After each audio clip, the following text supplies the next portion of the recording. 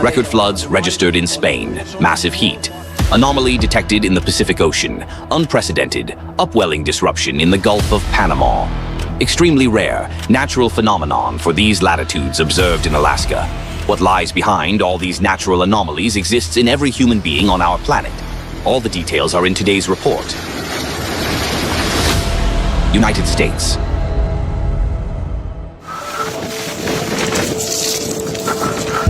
On the night of the 12th of October, the western coast of Alaska was affected by the remnants of Typhoon Halong, which brought hurricane-force winds with gusts of up to 170 kilometers per hour. A storm surge of record height, in some places up to 2 meters above normal, hit the Kuskokwim River Delta and settlements south of the Bering Strait. Coastal communities of indigenous people suffered the most damage. During the night, people found themselves in icy water, desperately clinging to anything that could keep them afloat. The raging flow tore at least 8 houses from their foundations. Those inside did not immediately realize where their homes had gone and tried to call for help. At first light, when the storm subsided, search and rescue operations began. People were evacuated from rooftops using helicopters. The storm disrupted electricity and sewage systems over a large area, and key roads and regional airports were also damaged. Communication with the region's coastal settlements was possible only by small aircraft or boats. In the coastal community of Kwethluk, the storm claimed the life of 1 person, and 2 are reported missing. This rare weather event illustrates the changing nature of Arctic storms. In recent years, remnants of tropical cyclones fueled by the energy of abnormally warm ocean waters have increasingly penetrated the region. For example, a powerful marine heat wave spanning approximately 8,000 kilometers from Japan to the western coast of the United States was recorded in the Pacific Ocean. In October, this zone of heated water lay directly in the path of the weakening Typhoon Halong. As a result of energy absorption, the remnants of the typhoon transformed into a powerful extratropical cyclone capable of reaching remote areas of Alaska, causing destruction and posing a threat to human life. It should be noted that, according to NOAA, over the past decade, the northern Pacific Ocean has warmed faster than any other ocean basin on the planet. Mexico.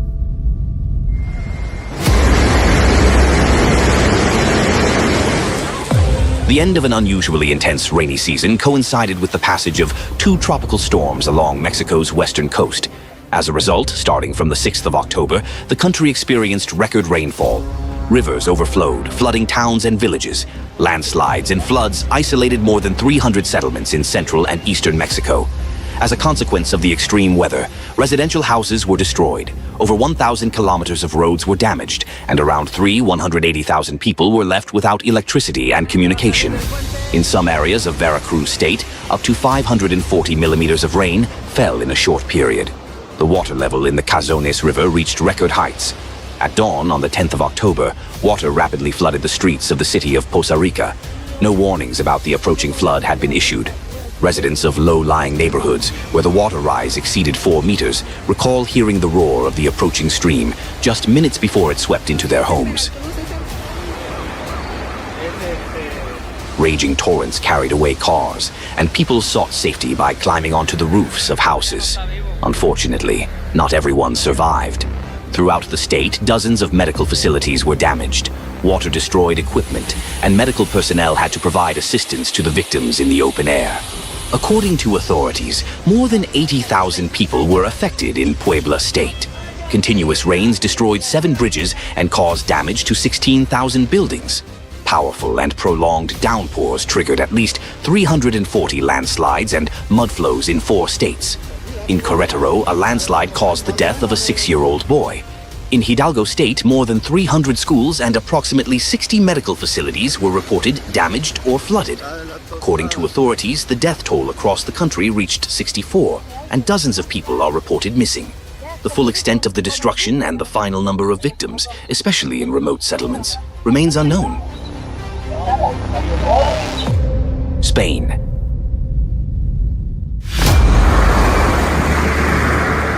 Since the 9th of October, the eastern coast of Spain has been affected by Alice, the first named storm of the season. The Murcia region was hit first. As it moved northward, Alice struck Valencia and Catalonia and then reached the Balearic Islands. Historical rainfall maxima were recorded. The heaviest rains occurred on the 11th of October. In the municipality of Karkikseong, up to 110 millimeters of rain fell in a single hour. By the 13th of October, record rainfall hit the Columbrates Islands, 325 millimeters of precipitation. In many towns, streets, basements, and the ground floors of buildings were flooded.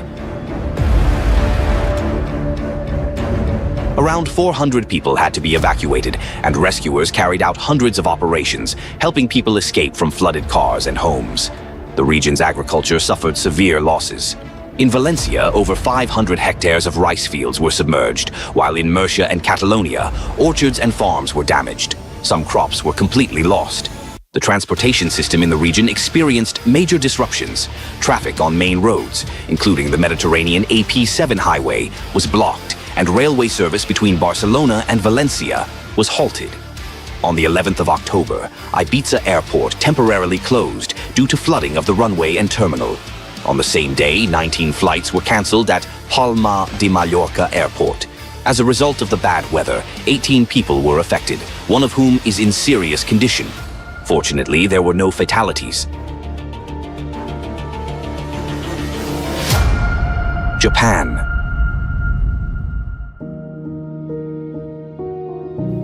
On the 9th of October, Typhoon Halong struck the Izu Islands in Japan, bringing strong winds, record rainfall, and threatening waves. The greatest damage occurred on Hachijo Island, where winds reached almost 55 meters per second, with gusts up to 70 meters per second, classifying the storm as a Category 3 tropical hurricane. For the first time in the past 20 years, wind gusts exceeding 50 meters per second were recorded here. The island experienced record rainfall within a single day, setting an absolute maximum for the entire period of observations in the region. Hundreds of residents were forced to seek shelter in evacuation centers.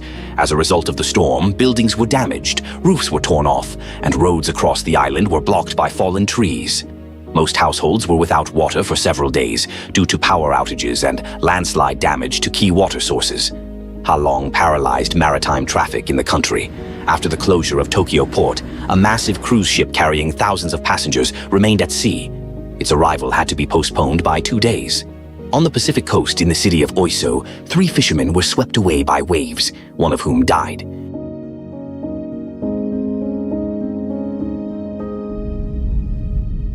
Philippines. On the 10th of October, 2 powerful earthquakes shook the southern Philippines, a region still recovering from a devastating seismic event with a magnitude of 6.9 and several recent typhoons. The first strong tremor, with a magnitude of 7.4, occurred in the Pacific Ocean near the city of Manay.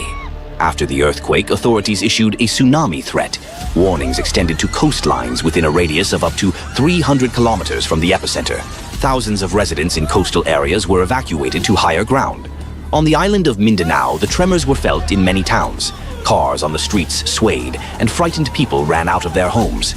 Cracks appeared in the walls of Davao International Airport and several other buildings.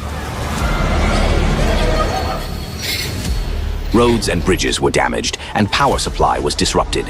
Students were urgently evacuated from schools. 50 children from one school were hospitalized. On the 11th of October, an eruption of the Otman Bozdag volcano, one of the most famous mud volcanoes in the world, was recorded. It is located near the city of Baku, the capital of Azerbaijan. The event lasted approximately 40 minutes, accompanied by a strong release of gas and mud. The source of the eruption was located at a depth of about 4 kilometers. According to eyewitnesses, a column of flame first rose from the crater, followed by thick smoke.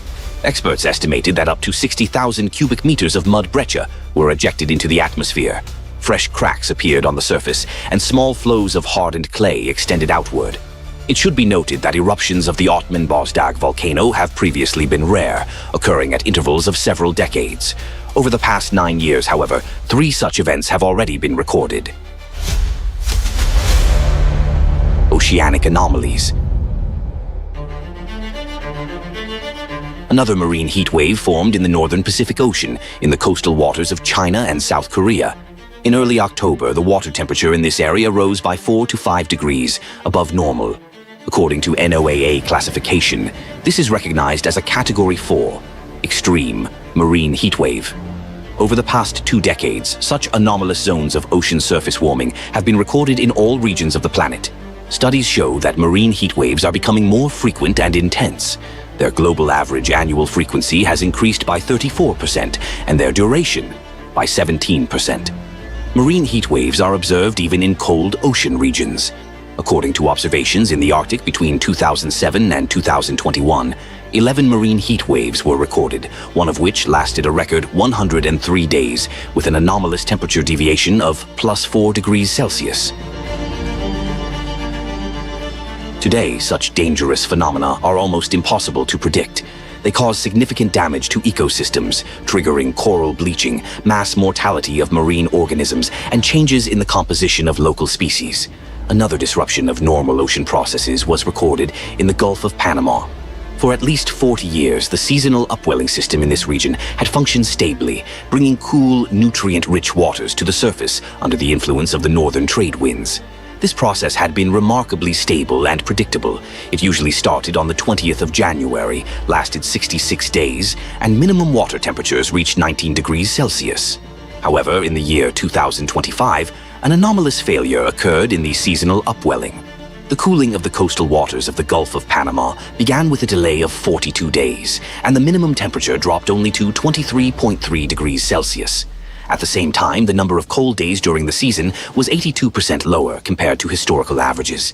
This unprecedented suppression of upwelling disrupted the usual rhythm of ocean life, disturbing the natural cycles of ecosystems. Experts believe that the cause of the failure may lie in changes in wind patterns, but the exact mechanisms of this anomalous disruption remain insufficiently studied. A particularly pressing question is whether the episode of the year 2025 is an isolated case or marks the beginning of a new trend of upwelling disruptions.